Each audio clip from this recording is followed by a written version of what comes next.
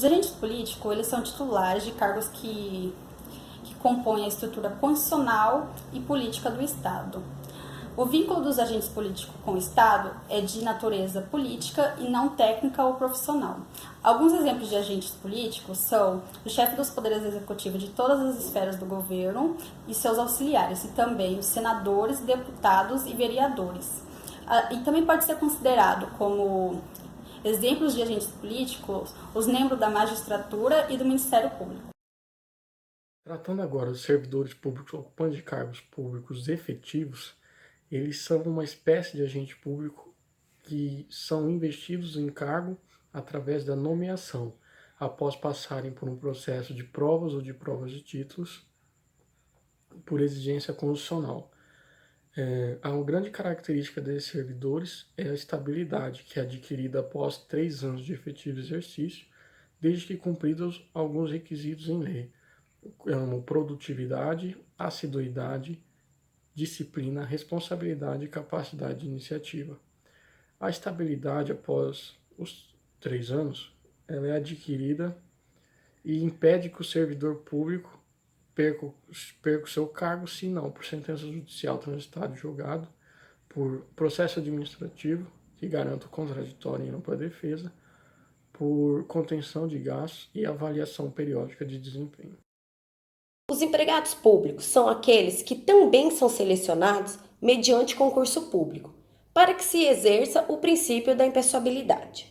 Entretanto, eles são regidos pela CLT, Consolidação de Leis Trabalhistas, e estão localizados na administração pública indireta, especialmente nas empresas públicas e sociedade de economia mista. Os empregados públicos, ao contrário dos estatutários, não gozam da garantia constitucional de estabilidade. Porém, a Lei 9.962 de 2000 garante que os empregados concursados, após o período de experiência, não sejam demitidos sem justa causa. Ou seja, um empregado público é aquele ocupando um emprego público que pode atuar em entidade privada ou pública da administração indireta. Afinal, o que são esses servidores públicos temporários? Eles nada mais são que agentes públicos que exercem função pública para o Estado, para a administração, mediante um contrato temporário, na qual haverá aí um período, um tempo determinado para o exercício dessa atividade. E lembrando que esse contrato ele terá caráter funcional e não trabalhista. É importante também ressaltar que esses mesmos agentes estarão submetidos ao regime de previdência social. Nos casos de conflitos trabalhistas, serão solucionados pela justiça comum. E de que forma se dá a contratação desse agente público? Essa contratação ela só se dará mediante processo seletivo simplificado, nas quais também haverá casos que poderá haver a dispensa desse mesmo processo. E essa contratação ela só se dará também mediante, é importante frisar, por meio em razão de necessidade pública. E para finalizar, irei falar aí do regime jurídico na qual esse agente está submetido. Ele está submetido a um contrato temporário de direito público, de caráter aí não trabalhista. Os militares são pessoas físicas que se integram na aeronáutica, na marinha e no exército. Segundo o artigo 142, que são as Forças Armadas, que são de supremo do poder do presidente da República, para a defesa da pátria e garantias constitucionais.